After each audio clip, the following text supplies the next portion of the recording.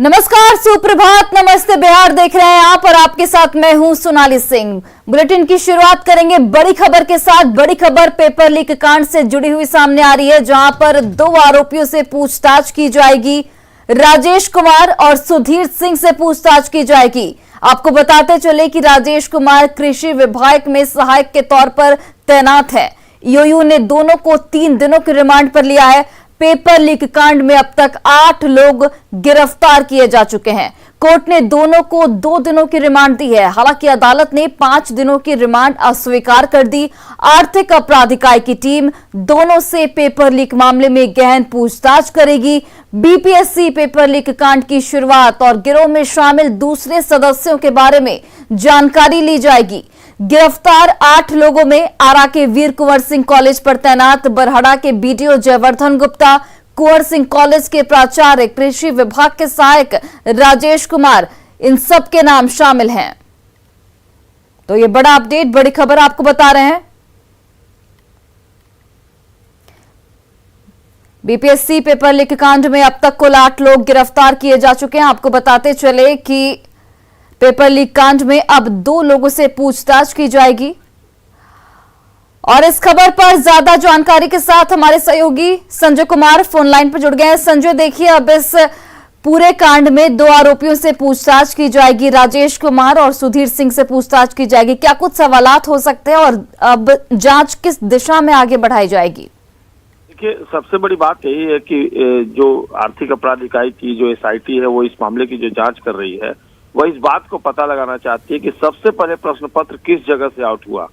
दरअसल 1 से 1.5 दर्जन वीर कुंवर सिंह कॉलेज आरा जो है वहां पर जो गड़बड़ियां सामने आई थी, उसी तरीके से पूरे बिहार में तकरीबन 1.5 दर्जन जो सेंटर हैं वो आर्थिक अपराध इकाई के निशाने पर है। तकरीबन 4 से 5 जिले, पटना के अलावा भागलपुर, नवादा और रोहतास और 4-5 जिले हैं जहाँ के 1.5 दर्जन सेंटरों पर गड़बड़ियों की बात सामने आई थी और उन पर जो लोग तैनात थे उनसे भी पूछताछ की जाएगी। एक लिस्ट तैयार की गई है और ये जो लोग जिनके पास क्वेश्चन पेपर पहुंचा था, जो सॉल्वर गैंग के जो मेंबर हैं, उनसे पुलिस यह पता लगाना चाह रही है कि आखिरकार इनके पास जो क्वेश्चन पेपर पहुंचा था वो किस माध्यम से पहुंचा था, कहां से पहुंचा था, यही उगलवाना चाहती है आर्थिक अपराध इकाई की टीम। और आज जब रिमांड पर इनसे पूछताछ होगी तो फोकस इसी चीज पर रहेगा कि आखिरकार क्वेश्चन पेपर इनके पास कहाँ से आया, किन लोगों ने दिया, और इनसे जो बात निकल कर सामने आएगी उसके बाद जो पहले से जांच चल रही है, फॉरेंसिक जांच चल रही है, टेक्निकल जांच चल रही है, उसके बाद इस पूरे मामले में आर्थिक अपराध इकाई की टीम आगे कार्रवाई करेगी। जी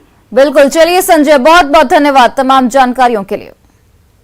और बिहार में पंचायत प्रतिनिधियों की सुरक्षा को लेकर सरकार ने बड़ा फैसला लिया है। अगर कोई प्रतिनिधि अपनी सुरक्षा के लिए हथियार रखना चाहता है तो उसे हथियार का लाइसेंस दिया जाएगा। पंचायती राज विभाग ने इसे लेकर सभी डीएम को चिट्ठी लिखी है कि शिविर लगाकर पंचायत प्रतिनिधियों को हथियार का लाइसेंस दिया जाए। तो यह बड़ा फैसला सरकार की ओर से। आपको बताते चले कि सम्राट चौधरी ने खुद सभी डीएम को इसके लिए चिट्ठी लिखी है। पंचायती राज विभाग ने सभी डीएम को चिट्ठी लिखी है कि शिविर लगाकर पंचायत प्रतिनिधियों को हथियार का लाइसेंस दिया जाए ताकि वो अपनी सुरक्षा खुद कर सके। कैमूर के दुर्गावती में 2 मासूम बच्चे की मौत हो गई। दोनों बच्चे सगे भाई बहन थे। परिजनों ने डॉक्टरों पर लापरवाही का आरोप लगाया है। जानकारी के मुताबिक मंगलवार की रात दोनों बच्चों की तबीयत बिगड़ गई थी। दोनों बच्चों को उल्टी दस्त की शिकायत थी। सुबह होते ही दोनों को नजदीक एक प्राइवेट क्लिनिक में ले जाया गया, जहां पर बुधवार की सुबह दोनों की हालत बिगड़ते देख डॉक्टरों ने दूसरे अस्पताल ले जाने को कहा।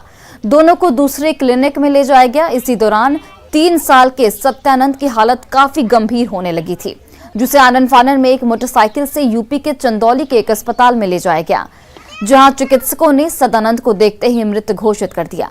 इधर 8 साल की बच्ची की भी मौत हो गई।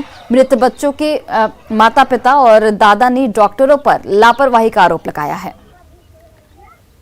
बच्चा का कंडीशन 8 बजे करीब में खराब हुआ।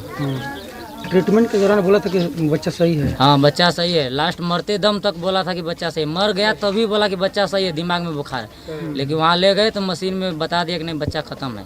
अच्छा।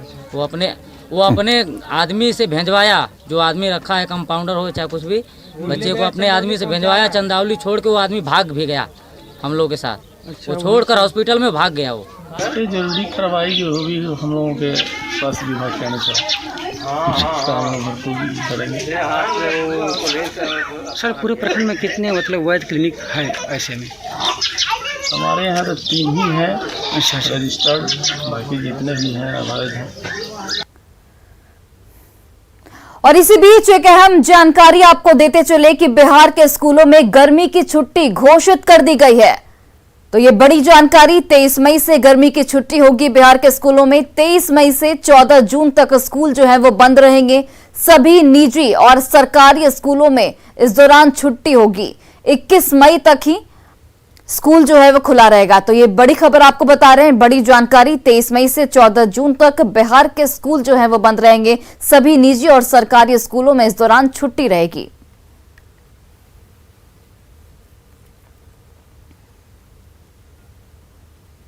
और अब बात करते हैं कुदरत के कहर और उससे निपटने की तैयारी की। इस वक्त तपती गर्मी पसीना छुड़ा रही है, तो वहीं देश के असम समेत कई हिस्सों में बाढ़ तबाही मचा रही है। बिहार में मानसून आने में अभी 20 दिन से ज्यादा का वक्त है, लेकिन उससे ही सरकार अलर्ट मोड में है।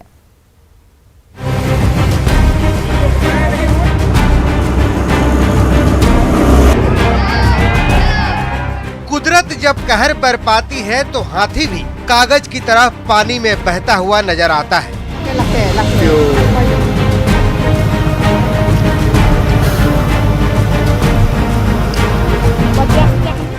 हाथी के बहने की ये तस्वीरें असम की हैं, जहां इस वक्त कुदरत के कहर से लाखों की आबादी प्रभावित है। बिहार में भी हर साल बाढ़ तबाही मचाती है, लिहाजा मॉनसून आने से पहले ही बिहार सरकार अलर्ट मोड में है।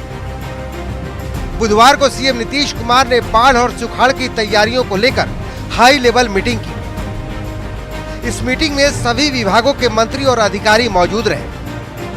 मुख्यमंत्री ने बाढ़ और सुखाड़ की तैयारियों की जिलावार समीक्षा की और हर हाल में आपदा से निपटने के लिए अधिकारियों को निर्देश दिया। मानसून है और मानसून के कारण जो बाढ़ की स्थिति बनती है बिहार में,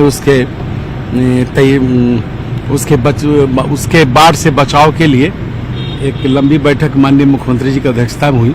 उसमें सभी पहलुओं पर विस्तार से उन्होंने मार्गदर्शन दिया और तैयारी की समीक्षा भी हुई। तैयारियों के संबंध में समीक्षा हुई। सभी जिलों में जहां जहां बाढ़ सुखाड़ की स्थिति होती है अक्सर, उन जिलों में कैसे तैयारी रहेगी, उसका सामना कैसे करेंगे, तो आपदा की स्थिति में सरकार तैयार रहेगी, इसी में सारी बातचीत हुई। मॉनसून आने में अभी 20 दिन से ज्यादा का वक्त है, लेकिन सीएम नीतीश कुमार मॉनसून से पहले ही एक्टिव है।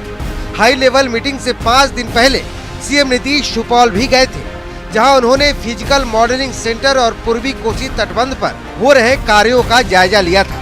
हर काम को सीएम ने बारीकी से देखा और समझा था। उससे एक दिन पहले सीएम ने पटना के संप हाउस का भी जायजा लिया था। पटना में बरसात के पहले क्या तैयारी है, इसकी पूरी जानकारी ली थी। न्यूज़ 18 के लिए पटना से शैलेंद्र कुमार की रिपोर्ट। और बिहार विधानसभा भवन के शताब्दी समारोह के समापन कार्यक्रम में प्रधानमंत्री नरेंद्र मोदी शामिल होंगे और बिहार विधान परिसर में बन रहे शताब्दी स्मृति स्तंभ का उद्घाटन भी करेंगे। विधानसभा स्पीकर विजय सिन्हा ने शताब्दी स्मृति स्तंभ के निर्माण कार्य का निरीक्षण किया। साथ ही इस महीने के आखिरी तक निर्माण कार्य पूरा करने का भरोसा दिखाया है। शताब्दी स्तंभ का शिलान्यास राष्ट्रपति रामनाथ कोविंद ने किया था और अब प्रधानमंत्री नरेंद्र मोदी इसका उद्घाटन करने वाले हैं। इसे लेकर विधानसभा में तैयारियां जोरों पर हैं। इस महीने के अंत तक हमको लगता है कि सब कंप्लीट हो जाएगा और प्रधानमंत्री जी के स्वागत के लिए हम सभी लोग, पूरा विधानसभा तैयार बैठा है। जब समय देंगे हम लोग कार्यक्रम के लिए पूरी तैयारी के साथ लगे हुए हैं। और इसी बीच बड़ी खबर आपको पटना से बता रहे हैं, जहां पर बदमाशों ने फायरिंग की वारदात को अंजाम दिया है। बदमाशों ने राजेंद्र नगर गोलंबर के पास फायरिंग की है। धौंस जमाने के लिए फायरिंग की वारदात को अंजाम दिया गया। दुकानदारों पर धौंस जमाने की यहां पर कोशिश की गई। एक राहगीर को इस दौरान हालांकि गोली लगी है और फायरिंग करने वालों की फिलहाल पुलिस तलाश कर रही है। तो ये बड़ी खबर, बड़ी जानकारी आपको दे रहे हैं। दुकानदारों पर धौंस जमाने को लेकर बदमाशों ने फायरिंग की है। सुबह में 10:30 बजे जाता है और 5 बजे चला आता है। 5 बजे आया था, उसके बाद 7 बजे हम फ़ोन किए तो उससे बात हुआ तो बोला ठीक है हम आएंगे। तो बोले कब आओगे? तो आएंगे एक आध घंटा। उसके बाद वो थोड़ा देर बाद फिर फ़ोन आया 1-1.5 घंटा बाद। उसका एक दोस्त फ़ोन किया कि अंकल जल्दी आइए, ऐसा ऐसा बात हो गया, अभिषेक को गोली लग गया। हम भी घबरा गए। और फिलहाल इस बुलेटिन में बस इतना ही। आप देखते रहिए न्यूज़ 18 बिहार झारखंड।